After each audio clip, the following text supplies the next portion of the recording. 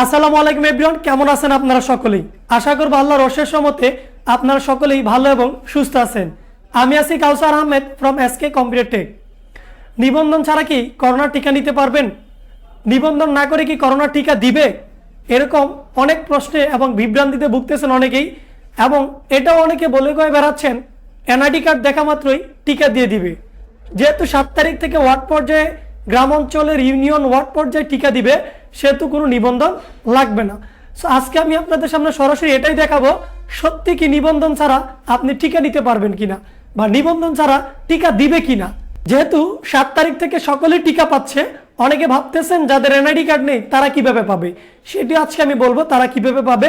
এবং অনেকে ভাবতেছেন যে এনআইডি কার্ড ছাড়াও টিকা দিবে, যেহেতু যাদের এনআইডি কার্ড নেই তাদেরও দিচ্ছে, এনআইডি কার্ড দেখালেই টিকা দিয়ে দিবে। না, প্রমাণটা কি নিবন্ধন ছাড়া দিবে কিনা সে সকল প্রমাণটা আমি এখন একটু পরে কম্পিউটার স্ক্রিনে গিয়ে আপনাদের দেখাবো।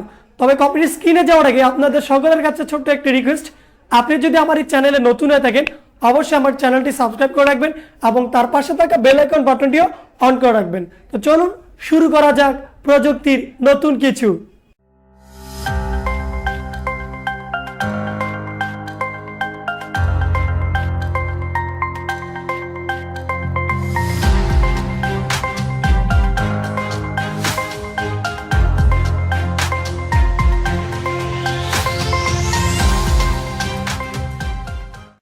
Hello everyone, welcome back to my tutorial.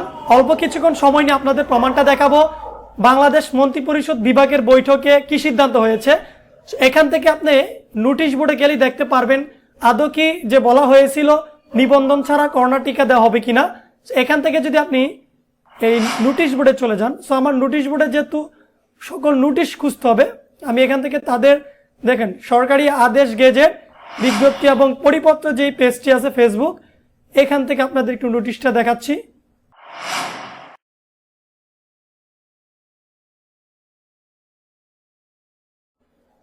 এই যে দেখুন এই নোটিশটি 18 বছর ঊর্ধ্বে নাগরিকদের 7 আগস্ট 2021 হতে কোভিড-19 ভ্যাকসিন প্রদান প্রসঙ্গে। আমি যদি আপনাদের এই নোটিশটি একটু বিস্তারিত দেখাচ্ছি, হয়তো একটু ফেসবুক পেজ থেকে যেহেতু নোটিশটি, সেজন্য তার রেজুলেশনটা একটু কম হবে। এই যে আগামী 7 আগস্ট হতে 2021 তারিখ হতে ইউনিয়ন পর্যায়ে জাতীয় পরিচয়পত্র এনআইডি ব্যবহার করে রেজিস্ট্রেশন সম্পন্ন করে টিকা দেওয়া হবে।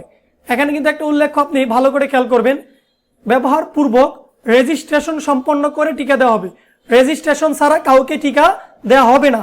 আশা করি আপনি বুঝতে পারতেছেন এবং পরিষ্কার হয়েছে যে বিভ্রান্তিটা আপনাদের মাঝে ছড়াচ্ছে। 18 বছর ঊর্ধ্বে, যারা 18 বছর ঊর্ধ্বে অথচ এনআইডি কার্ড নেই, এই ধরনের জনগোষ্ঠীকে বিশেষ প্রক্রিয়ায়, 18 বছরের নিচে কিন্তু কাউকে টিকা দেওয়া হবে না।